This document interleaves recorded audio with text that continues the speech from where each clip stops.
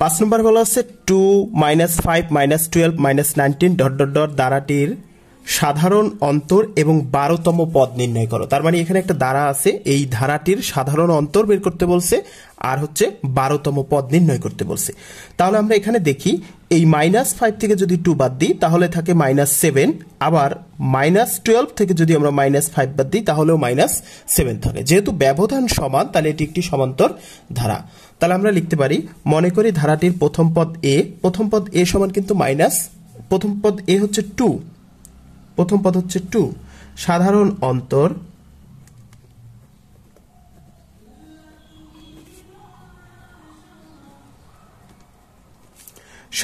আমরা কিন্তু শিখেছি যে কোনো পদ বিয়োগ পূর্বের পদ। তাহলে আমরা যে কোনো পদ একটা লিখলাম, এখানে লিখলাম হচ্ছে এই তৃতীয় পদটা লিখি, তাহলে -12 বিয়োগ পূর্বের পদ, এই -12 এর পূর্বের পদ হচ্ছে -5, এই -5 হচ্ছে পূর্বের পদ। তাহলে আমরা এখানে দেখি যে -12 এই মাইনাসে মাইনাসে +5, তাহলে হচ্ছে -12 থেকে 5 বাদ গেলে থাকে হচ্ছে -7। এখানে আমরা কিন্তু প্রত্যেকটা পদে এই -7ই হবে। আমরা -19 থেকে যদি -12 বাদ দিই তাহলেও কিন্তু আমাদের -7 হবে। যেহেতু ব্যবধান সমান তাহলে এটি একটি সমান্তর ধারা। তাহলে সাধারণ অন্তর পেয়ে গেলাম। আমাদের প্রথম প্রশ্ন বলছিল যে ধারাটির সাধারণ অন্তর, তাহলে সাধারণ অন্তর কিন্তু আমরা পেয়ে গেছি, এটা হচ্ছে একটা অ্যান্সার। এরপর আবার শেষে কি এবং 12তম পদ নির্ণয় করো। সেক্ষেত্রে আমরা জানি সমান্তর ধারার nতম পদ,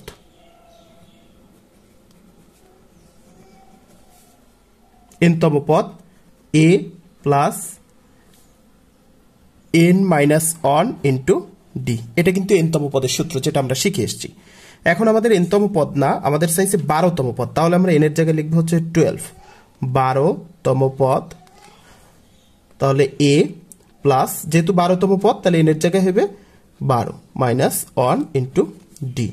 এবার আমরা দেখি এর মান কত, এ মানে হচ্ছে প্রথম পদ, প্রথম পদ ছিল 2 প্লাস 12 থেকে 1 বাদ গেলে থাকে 11, আর এই d এর মান হচ্ছে সাধারণ অন্তর, d তো সাধারণ অন্তর, আমরা এখানে সাধারণ অন্তরকে সবসময় d ধরবো, তাহলে সাধারণ অন্তর হচ্ছে -7। এবার আমরা দেখি 2 এই মাইনাস আর প্লাস, প্লাসে মাইনাসে মাইনাস, 7 11 77।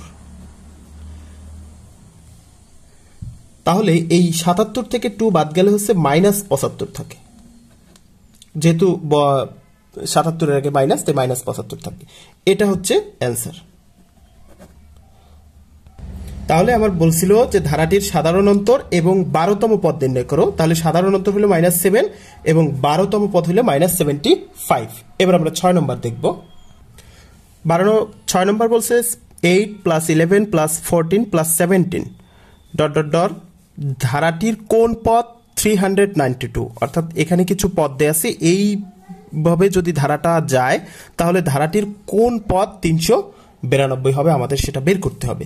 তাহলে আমরা এখানে লিখি 11 থেকে যদি 8 বিয়োগ দিই তাহলে হয় 3, আবার 14 থেকে যদি 11 বিয়োগ দিই তাহলেও হয় 3, 17 থেকে যদি 14 বিয়োগ দিই তাহলে হয় 3। তার মানে যে কোনো পদ বিয়োগ পূর্বের পদ করলে কিন্তু ব্যবধান একই আসে।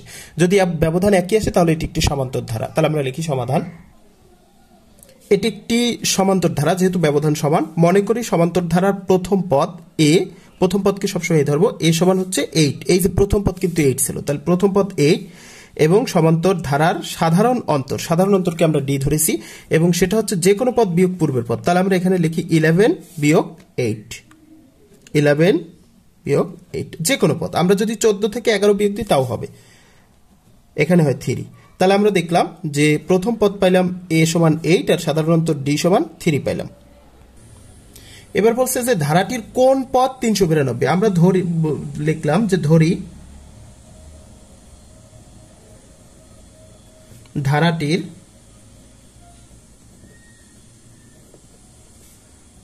nতম পদ 392, ধরে নিলাম যে কোন পদ আমরা যেহেতু জানি না তার ধরে নিলাম যে ধারাটির nতম পদ 392।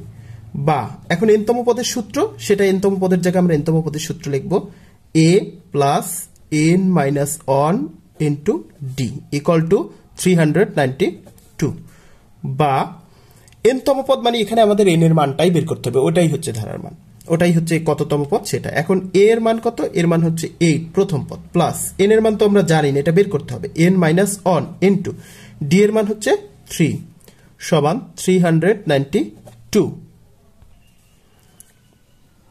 বা n মাইনাস অন 3 আর এখানে হচ্ছে 392, এই 8 এপাশে আছে প্লাস, এপাশে গেলে হয়ে যাবে মাইনাস, বা n মাইনাস অন, এখানে দেখি এই 392 থেকে 8 মাইনাস হলে 384, 392 থেকে 8 মাইনাস গেলে 384। আর এখানে যে n ছিল, এই n কিন্তু, এই 3 ছিল, 3 কিন্তু এখানে লিখি নেই, তাহলে 3 এ পাশে ছিল গুণ আকারে, এ পাশে গেলে হয়ে যাবে ভাগ, বা n মাইনাস অন সমান এই 384 কে 3 দিয়ে যদি আমরা ভাগ করি, 384 কে 3 দিয়ে ভাগ করলে 128 আসে, বা n এই অন আছে এ পাশে মাইনাস আকারে, ও পাশে গেলে হয়ে যাবে প্লাস 128 প্লাস অন, অতএব n সমান হচ্ছে 129। আমরা যদি অন যোগ করি তাহলে 129 হয়। আমাদের কাছে জানতে চাওয়া হয়েছিল যে ধারাটির কোন পদ 392। আমরা ধরে নিয়েছিলাম যে n তম পদ 392। এবার আমরা n এর মান বের করলাম 129, তার মানে হচ্ছে ধারাটির 129 তম পদ 392। সুতরাং ধারাটির 129 তম পদ 392, অ্যান্সার 129 তম পদ। তাহলে আমরা বুঝলাম যে 8, 11 plus 14 plus 17 plus dot dot dot এরকম করে এটা হচ্ছে প্রথম, দ্বিতীয়, তৃতীয়, চতুর্থ, এরকম 129টা গেলে 129তম পদের মান হবে 392। এবার আমরা 7 নম্বর প্রশ্ন দেখব। ঠিক 6 নম্বরের মতো একটা অঙ্ক এখানেও বলা হয়েছে 4 plus 7 plus 10 plus 13 plus dot dot dot ধারাটির কোন পদ 300 অন। তার মানে হচ্ছে এটা হচ্ছে প্রথম পদ, দ্বিতীয় পদ, তৃতীয় পদ, চতুর্থ পদ, এরকম কততম পদ গেলে সেটার মান হবে 301, সেটা আমাদের বের করতে বলছে। তাহলে আমরা এখানে দেখি 7 থেকে 4 যদি বিয়োগ করি তাহলে এখানে থাকে 3, আবার 10 থেকে যদি 7 বিয়োগ করি তাহলেও থাকে 3, 13 থেকে যদি 10 বিয়োগ করি তাহলেও থাকে 3। তাহলে যেহেতু সব জায়গায় ব্যবধান 3, তাহলে এটা একটি সমান্তর ধারা।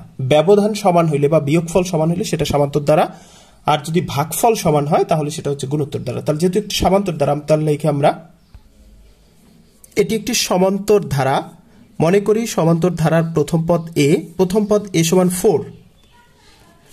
সাধারণ অন্তর, সাধারণ অন্তর কি ছিল, যে কোনো পদ বিয়োগ পূর্বের পদ। তাহলে যে কোনো পদ আমরা ধরে নিলাম এটা, তাহলে 10, 10 এর আগে কোন পদ 7 মাইনাস 7, তাহলে 10 থেকে 7 গেলে থাকে 3, তাহলে সাধারণ অন্তর হলো 3। এবার বলছিল ধারাটির কোন পদ 301। তাহলে মনে করি ধরি